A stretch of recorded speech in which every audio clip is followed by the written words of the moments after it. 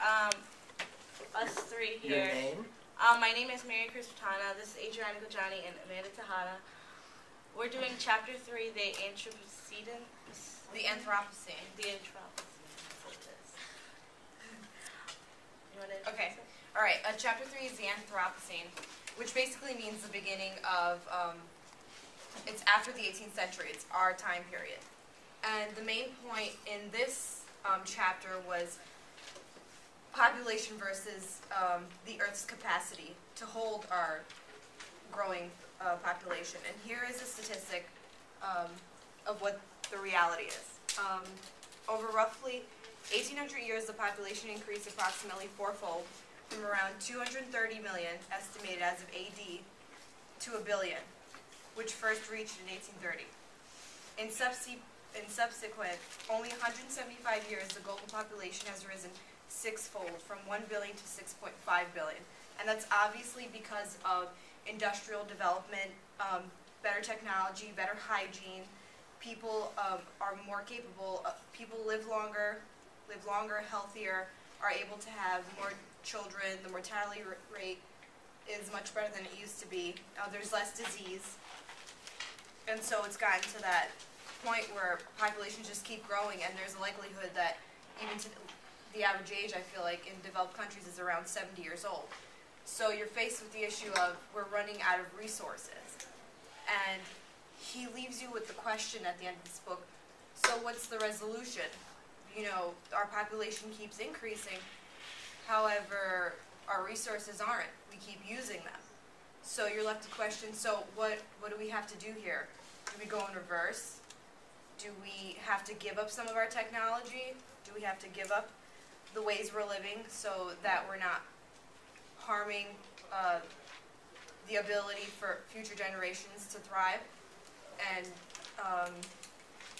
that was basically it. I feel like it's clear what the resolution is, that we do have to give up those things. I just don't think that we're psychologically ready to accept it, unless, of course, there's something in the education systems that make it part of the education, sort of the education system, to teach children that this is part of morality is thinking about the future, and that's it. Well, basically what I thought about this chapter is that when you talk about population growth, you can't ignore its parallel issues, and those are economic growth and environmental health. Like, a lot of the times we just talk about how we want to create, I guess, a more economically sustainable planet where, like, we eradicate poverty, but we're not considering its parallel issue, which is the environmental health. So, like, Artie was saying, like, we're running out of resources, but obviously we have more money now, or we have people that are richer now, but at the same time we're forgetting about the environment. So what's going to happen in the future where we have billions and billions of people in the world and then have no food and no resources? A lot of the times, and it's something that I read in the chapter, it's saying that we're, like, donating food to people that don't have food, but what are we donating that for them to have, like, a stable future? Like, we're giving them food now, but what's going to happen in 10 years when they run out of that food, of those resources that we're giving them? So it's like we're forgetting about the long-term things that we need to focus on. And now me. I looked up a quote, and it said, John Scully said, "Nothing will divide this nation more than ignorance, and nothing can bring us together better than an educated population." I feel like this quote that I randomly just found so muchly agrees to everything that we've thus far talked about.